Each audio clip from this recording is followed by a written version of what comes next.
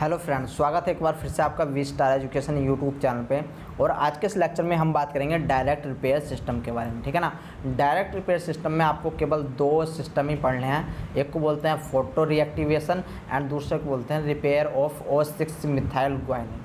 Actual में बहुत ज़्यादा सिंपल होता है। ये होता क्या है कि मान लो ये कोई आपका DNA स्टैंड है। ठीक है ना, ये कोई आपका DNA स्टैंड है।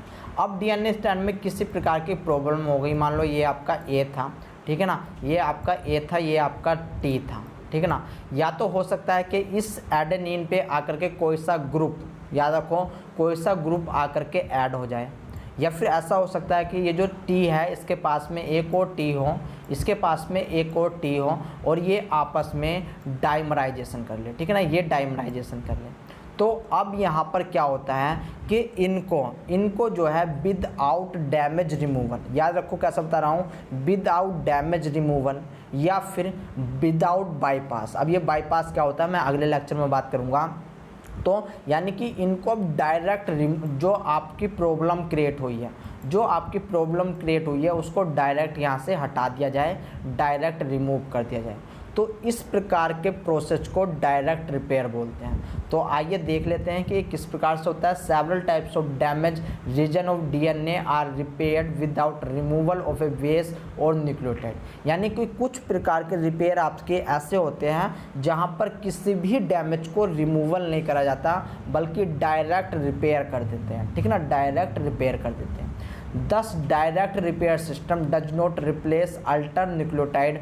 और ये जो डायरेक्ट रिपेयर सिस्टम होता है ये किसी भी, याद रखो, किसी भी न्यूक्लियोटाइड में अल्टरेशन नहीं करता। ठीक है ना, alter nucleotide and does not require involvement of endonuclease DNA polymerase and DNA ligase. अब होता क्या है वो देखो भाई साहब, हम पीछे पढ़ लिया हमने mismatch repair, BER repair, NER repair. वहाँ पर हमने क्या देखा था कि डैमेज का रिमूवल हो रहा था। तो जब डैमेज का रिमूवल हो रहा है तो वहाँ पर आपको कुछ स्पेसिफिक टाइप के एंजाइम्स चाहिए होते हैं। ठीक है ना, जो स्पेसिफिक टाइप के एंजाइम्स थे वे क्या क्या थे। जैसे कि अगर हमें रिमूव करवाना है तो वहाँ पर एंडोन्यूक्लिएज एंजाइम्स चाहिए होता था।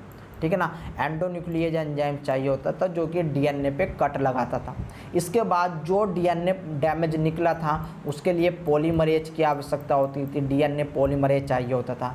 फिर ये जो DNA पॉलीमरेज है इसके बाद आपको लाइगेज एंजाइम्स चाहिए होता था। ठीक है ना, कौन सा एंजाइम चाहिए होता था, लाइगेज एंजाइम चाहिए होता था। लेकिन यहाँ पर ऐसा कोई सिस्टम ही नहीं है, यहाँ पर कोई कट नहीं लगेगा, कुछ नहीं लगेगा। ठीक है ना, यहाँ पर कोई कट नहीं लगना, कुछ नहीं लगना, यहाँ पर डायरेक्ट रिपेयर होनी है। तो ये इन एंजाइम्स की ज़रूरत नहीं पड़ती, यहाँ पर इन एंजाइम्स की ज़रूरत नहीं पड़ती है।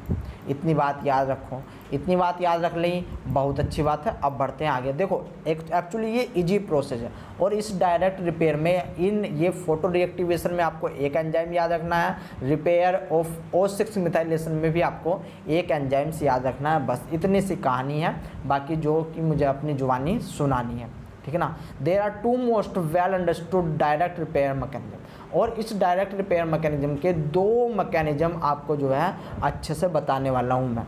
एक होता है फोटो रिएक्टिवेशन, दूसरा होता है repair of O6 methyl coagulation. Photo reactivation क्या होता है कि इस फोटो रिएक्टिवेशन को हम लाइट रिपेयर सिस्टम के नाम से भी जानते हैं। इसमें क्या होता है कि जब आपका थायमीन टू थायमीन डाइमराइजेशन बनता है, ठीक है ना, यानी कि थायमीन का डाइमराइजेशन बनता है, उसको क्योर किया जाता है, उसको सही किया जाता है। ठीक है ना, हम एक प्रकार से क्या देते हैं कि पायरामिडीन, जो आपके पायरामिडीन्स होते हैं जिसमें आपके C बॉन्ड मतलब C आपका जो है साइटोसिन का भी डाइमराइजेशन हो सकता है। इनको क्योर करने के लिए एक एंजाइम्स का यूज करते हैं जिसको बोलते हैं DNA फोटोलाइज। और ये प्रोसेस जो कि एंजाइम के थ्रू सही होता है, इस प्रोसेस का नाम होता है फोटो रिएक्टिवेशन, इसलिए इसको लाइट रिपेयर बोल देते हैं। इतनी बात समझ में आ गई, बहुत अच्छी बात है। अब क्या होता है, आपको दूसरे टाइप से देखने को मिलेगा कि जो आपका ग्वानिन है, ग्वानिन के 6 पोजीशन पे मिथाइल ग्रुप आकर के ऐड हो जाता है। ठीक है ना, अब ये जो 6 पोजीशन पे मिथाइल ग्रुप आकर के ऐड हुआ है, एक एंजाइम्स होता है जिसके थ्रू इस मिथाइल ग्रुप को हटा देते हैं। यानी कि यहाँ पर क्या होता है, repair modify base O6 methyl guanine. Catalyse by enzyme called O6 methyl guanine DNA methyl transferase. यानी कि अब आपको दो एंजाइम्स याद रखने हैं, फोटो रिएक्टिवेशन हो रहा है तो यहाँ पर DNA फोटोलाइज काम करेगा एंड आपका मिथाइल 6 मिथाइल ग्वानिन पे काम हो रहा है तो DNA मिथाइल ट्रांसफरेज नाम का जो एंजाइम्स है वो याद रखना पड़ेगा। ठीक है, तो आइए 1 बाय 1 इसको देख लेते हैं कि किस प्रकार से ये काम करता है। सबसे पहले देखते हैं फोटो रिएक्टिवेशन को। ठीक है ना, ये यानी कि जो आपका थायमीन डाइमराइजेशन बना है उसको देख लेते हैं। ठीक है ना, इसकी बात करते हैं। तो जो DNA फोटोलाइज होता है, जो DNA फोटोलाइज होता है एक्चुअल में ये क्या काम करता है, ये आपका ब्लू लाइट, याद रख लेना कौन सी लाइट, ब्लू लाइट को ग्रहण करेगा, यानी कि ब्लू लाइट को जो है कंज्यूम करेगा। एंड ब्लू लाइट को कंज्यूम करने के लिए इसके पास कुछ अपने पिगमेंट होते हैं, इसके पास कुछ अपने पिगमेंट होते हैं। पहला पिगमेंट होता है MTHF पॉलीग्लूटामेट, दूसरा पिगमेंट होता है FADH। तो ये दोनों पिगमेंट पूछे जाते हैं। कभी कभी ऐसा होता है कि इस DNA फोटोलाइज के पास केवल और केवल FADH ही होता है, MTHF देखने को नहीं मिलता। ठीक है ना, अब इसने क्या काम करा, इसने ब्लू लाइट जो आपका स्टार्टिंग में इसने क्या काम करा, जो ब्लू लाइट है, ब्लू लाइट को इसने जो है ग्रहण किया। ठीक है ना, ब्लू लाइट को ग्रहण किया। आपने सुना होगा विबग्योर। ठीक है ना, विबग्योर अगर आपने सुना तो बहुत अच्छी बात है। तो ये ब्लू लाइट को जो है एब्जॉर्ब करता है, जो कि आपकी 300 to 500 नैनोमीटर के बीच की रेंज होती है। इसने MTHF ने इसको ग्रहण किया, यहाँ से इसने इलेक्ट्रॉन लिए। ठीक है ना, इलेक्ट्रॉन लिए एंड इस इलेक्ट्रॉन को डोनेट कर दिया FADH पे। यहाँ पर देखो थायमीन का डाइमराइजेशन हो रहा था, ये T था। अब डाइमराइजेशन कैसा होता था तो वो बात मैंने आपको बता रखी है पिछले लेक्चर में। ठीक है ना, कि किस प्रकार से विद इन स्टैंड होता है थायमीन का डाइमराइजेशन। तो ये विद इन स्टैंड हो रहा है। तो यहाँ पर देखो क्या होता है कि जब ये आपका डाइमराइजेशन होता है तो एक आपको स्ट्रक्चर देखने को मिलती है जिसको बोलते हैं साइक्लोब्यूटेन पायरामिडीन डाइमर। इसको साइक्लोब्यूटेन पायरामिडीन डाइमर के नाम से भी जाना जाता है। अब यहाँ पर ये जो आपकी स्ट्रक्चर बनी है यहीं पर आकर के ये काम करता है FADH, यानी कि ये इलेक्ट्रॉन प्रोवाइड कराएगा। और जैसे ही यहाँ पर इलेक्ट्रॉन की बौछार करेगा तो ये ब्रेक हो जाएगी और आपको कुछ स्ट्रक्चर ऐसा देखने को मिलेगा। यानी कि जो पहले डाइमराइजेशन की फॉर्म में था अब ये डाइमराइजेशन हट जाता है एंड हटने के बाद अब आपको ये अलग अलग नज़र आएंगे। ठीक है ना, यानी कि इसको हटाने के लिए कौन से एंजाइम का यूज हुआ, DNA फोटोलाइज का। DNA फोटोलाइज में दो इनको पिगमेंट बोलते हैं। ठीक है ना, इनको क्या बोलते हैं, इनको पिगमेंट बोलते हैं। जिस प्रकार से आपका फोटोसिंथेसिस होती है ना, और फोटोसिंथेसिस के लिए आप देखते होंगे कि आपको पिगमेंट की ज़रूरत पड़ती है, सेम वैसा ही काम करते हैं। इलेक्ट्रॉन को एक्सेप्ट करते हैं, फिर डोनेट करते हैं, फिर उससे काम करवाते हैं। इतनी बात समझ में आ गई, बहुत अच्छी बात है। अब थोड़ा सा पढ़ लेते हैं कि फोटो रिएक्टिवेशन क्या होता है। प्राकैरियोटिक्स, सम यूकैरियोटिक, कुछ प्राकैरियोटिक्स एंड कुछ यूकैरियोटिक्स। वे कौन से यूकैरियोटिक्स हो सकते हैं, जो कि अदर देन प्लेसेंटल मैमल्स, यानी कि जो प्लेसेंटल मैमल्स होते हैं वे इनमें नहीं आते। अगर थायमीन डाइमराइजेशन अगर प्लेसेंटल में बन गया तो इसके लिए हम एक प्रोसेस करते हैं जिसको बोलते हैं NER, न्यूक्लियोटाइड एक्सचेंज रिपेयर। अगर ये अदर देन प्लेसेंटल है तब ये एंजाइम से डायरेक्ट काम कर देगा, वहाँ पर डायरेक्ट रिपेयर देखने को मिलेगी। पोसेशन एंजाइम का DNA फोटोलाइज, इनके पास DNA फोटोलाइज होता है दैट यूज एनर्जी, ये एनर्जी को कैप्चर करता है from light near UV light, जिसको हम ब्लू लाइट बोल देते हैं। ठीक है ना, याद रख लेना एक्चुअल में ब्लू लाइट होती है। देखो एक आपने सुना भी होगा, अगर जो बच्चे माइक्रोबायोलॉजी बैकग्राउंड के होंगे, कि अगर वे LF के अंदर लेमिनार एयर फ्लो के अंदर क्या करते हैं कि मान लो उन्होंने कोई भी कल्चर प्लेट रख दी। ठीक है ना, कल्चर प्लेट रख दी जिसमें बैक्टीरिया था और उन्होंने LF की जो UV होती है उसको ऑन कर दिया। ठीक है ना, LF की जो UV होती है उसको ऑन कर दिया तो जो बैक्टीरिया होंगे, अब UV याद रख लेना, UV आपकी जो है टोटल स्टेरिलाइजेशन प्रोसेस नहीं करती। याद रख लेना, क्वेश्चन भी आता है कि क्या UV स्टेरिलाइजेशन प्रोसेस करती है, तो आंसर इज नॉट। आप कहोगे कि सर यूवी तो इतनी खतरनाक है कि वो सारे के सारे बैक्टीरिया को मार देगी। तो जो यूवी मारती है वो केवल और केवल सरफेस के बैक्टीरिया को मारती है, यानी कि सरफेस पे जो ये बैक्टीरिया होंगे इन बैक्टीरिया को ही यूवी मार पाएगी। जबकि जो इस मीडियम के अंदर के साइड में, मतलब यहाँ पर इनर साइड में होंगे, यहाँ तक यूवी पेनिट्रेट नहीं कर पाती, यानी कि ये बैक्टीरिया लाइव होते हैं। और ये जो बैक्टीरिया ने अपने जो थायमिन डाइमराइजेशन बना करके अपने जो लिविंग सिस्टम था इसको अलग किया है। अगर हम इस प्लेट को उठा करके, इस पैटर प्लेट को उठा करके सनलाइट में रख देंगे, ठीक है ना, सनलाइट के कांटेक्ट में रख देंगे। यहाँ से आपका ये सूरज दादा है और सूरज के सामने अगर हमने रख दिया तो जैसे ही सूरज से आकर के ब्लू लाइट चमकेगी, यानी कि सूरज से ब्लू लाइट आएगी, तो वो थायमिन डाइमराइजेशन जो बना है यूवी कारण की वजह से, इस यूवी कारण की वजह से जो थायमिन डाइमराइजेशन बना है उसको अलग कर देगी, सेपरेट कर देगी। यानी कि ये बैक्टीरिया भी अब आपके जो पहले मर गए थे वे जिंदा होने स्टार्ट हो जाएंगे, ठीक है ना। इतनी बात पता चली, तो चलो ये भी बहुत है आपके लिए, ठीक है ना, बाकी बात कभी और करेंगे। तो यहाँ पर देखो क्या हुआ, energy capture from light near UV light to break the covalent bond that link the pyrimidines in dimer. मैंने आपको बताया था कि जो डाइमराइजेशन होता है उनके बीच में बॉन्ड कौन सा होता है, कोवेलेंट बॉन्ड होता है। तो इस कोवेलेंट बॉन्ड को ही ब्रेक डाउन करती है जो ब्लू लाइट होती है वो वाली, ठीक है ना। और ये ब्लू लाइट की रेंज क्या बताई मैंने आपको, 300 to 500 नैनोमीटर, 300 to 500 नैनोमीटर मैंने आपको बताई है, इस बात को याद रख लेना। द फोटोलाइज जो आपका एंजाइम्स होता है, photolyase generally contain 2 cofactor that serve as light absorbing agent और क्रोमोफोर, ठीक है ना। लाइट को एब्जॉर्ब करने वाला या लाइट को अपने पास रखने वाला उसको बोलते हैं क्रोमोफोर, उसको क्या बोलते हैं, क्रोमोफोर। तो इसके पास 2 आपके कोफैक्टर होते हैं जो कि एज ए कोफैक्टर वर्क करते हैं। One of the chromophore is FADH, ठीक है ना। In E coli and yeast the other chromophore is folate methyl tetrahydrofolic glutamate, यानी कि MTHF, जिसको हम MTHF पॉलीग्लूटामेट के नाम से भी जानते हैं। इतनी बात समझ में आ गई, बहुत अच्छी बात है।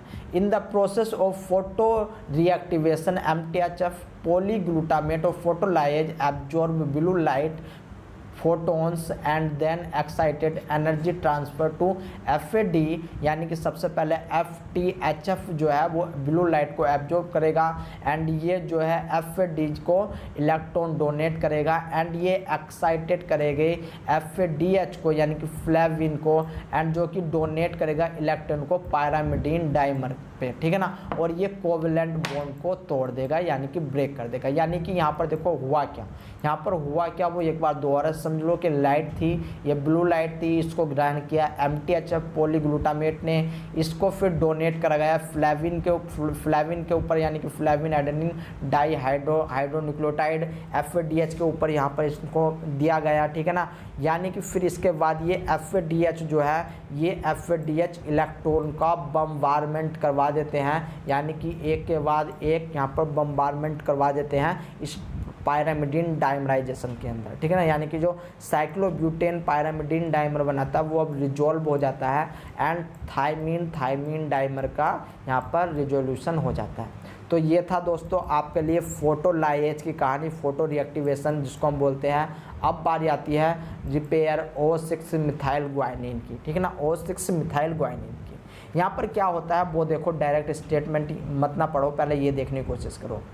देखो स्टार्टिंग में क्या था कि आपके पास ग्वाइनिन था, ग्वाइनिन की 6 पोजीशन पे मिथाइल ग्रुप आ गया, ठीक है ना, 6 ग्रुप आ गया।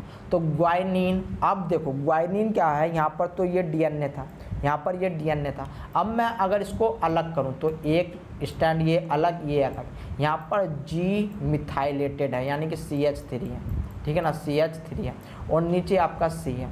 अब मैंने करवाया इनके अंदर रेप्लिकेशन, तो जब रेप्लिकेशन मैं कराऊंगा तो इस सी के साथ तो आराम से एक इसके कंपेयरिंग में जी आ जाएगा, जो नया स्टैंड बनेगा वो वाला। लेकिन इस जी के पास में अब ए आने वाला है, ठीक है ना, ए आने वाला है, तो यहाँ पर ये प्रॉब्लम आ जाएगी, इसलिए इस जी का जो मिथाइल ग्रुप है इसको हटाना होता है, इसलिए इस मिथाइल ग्रुप को हटाना होता है। हटाने के लिए एक एंजाइम्स आता है जिसको बोलते हैं डीएनए मिथाइल ट्रांसफरेज,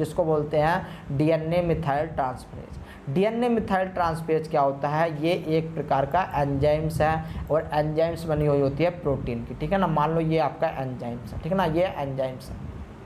अब यहाँ पर क्या होता है, इस एंजाइम्स के लास्ट में एक पार्ट होता है जिसको बोलते हैं सिस्टीन, जिसको क्या बोलते हैं, सिस्टीन बोलते हैं। और अगर आपको पता है तो सिस्टीन के अंदर सल्फर ग्रुप होता है, सिस्टीन के अंदर आपको सल्फिड्राइल ग्रुप मिलेगा, यानी कि SH ग्रुप देखने को मिलेगा। और ये जो SH ग्रुप है एक्चुअल में ये SH ग्रुप ही आपका काम करता है इस मिथाइल के ऊपर, इस मिथाइल को अपने आप से जोड़ लेगा। यानी कि देखो ये एक आपका यहाँ पर क्या था, एक डीएनए पॉलीमरेज था जो कि O6 मिथाइल ग्वाइनिन था, ठीक है ना, O6 मिथाइल ग्वाइनिन था। अब यहाँ पर क्या हुआ, जैसे ही डीएनए पॉलीमर यहाँ पर जो आपका डीएनए मिथाइल ट्रांसफरेज इसके ऊपर अप्लाई करेंगे, तो जो इसका सिस्टीन था, सिस्टीन ग्रुप का SH जो था, सल्फिड्राइल ग्रुप जो था, वो इस CH3 से बाइंड कर जाएगा, एंड बाइंड करने के बाद इसको यहाँ से रिमूव करवा देगा, ठीक है ना, इसको यहाँ से रिमूव करवा देगा। ये पूरे ग्रुप को रिमूव नहीं करता, इस बात को याद रख लेना। ये रिमूव किसको करेगा, ये केवल और केवल इतने पार्ट को ही रिमूव करेगा। तो यहाँ पर आकर के अब ऐड हो जाएगा CH3, यहाँ पर आकर के ऐड हो जाएगा CH3। और ये भाई साहब ये जो एंजाइम्स है, डीएनए मिथाइल ट्रांसफरेज जो एंजाइम्स हैं, एक्चुअल में ये एंजाइम के नाम पे कलंक है, ठीक है ना, एंजाइम के नाम पे कलंक है। मैं ऐसा क्यों बोल रहा हूँ, तो मैंने जब आपको बायोकेमिस्ट्री में एंजाइम्स के बारे में बताया था, वहाँ पर बताया था मैंने कि एंजाइम्स जो होते हैं कैटलिस्ट की तरह काम करते हैं, एंजाइम्स कैटलिस्ट की तरह काम करते हैं, एंड किसी भी रिएक्शन में खुद को पार्टिसिपेट नहीं करवाते। यानी कि अगर आपका A से B बनना है तो प्रोसेस में यहाँ पर ये वर्क करेंगे, इसकी स्पीड को बढ़ा देंगे, ठीक है ना, लेकिन जो एंजाइम्स होगा इस B के साथ नहीं मिलेगा।